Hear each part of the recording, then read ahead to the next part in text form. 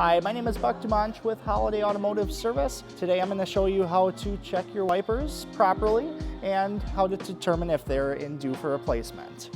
So the first thing that you want to do is you want to come up to your front windshield and lift your wiper arm. Now what I like to do is to put a rag right down here just to protect from the wiper arm from coming down and causing any damage on your windshield. So the first thing you do is you inspect your wiper and see if there's any damage. Now this one here is broken apart, so we are going to replace it. First step with that is you locate this clip here and pop this off.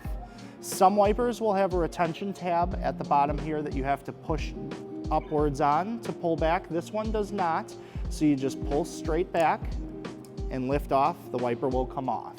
I always rest this down on the rag here, just in case you don't want to cause any damage to your windshield, crack the windshield, or anything like that. Then you have your new wiper blade here, nice and clean, fresh.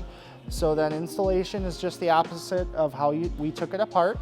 You're going to line up the hook and loop here with the portion right there. Make sure it's in there evenly. It'll snap into place. Then you just push the retention clip down, lay it gently down on your windshield, and now we need to just test operation and make sure everything works okay. All right, so the wiper's clearing like it should. We can see clearly now, and everything is checking okay on this vehicle.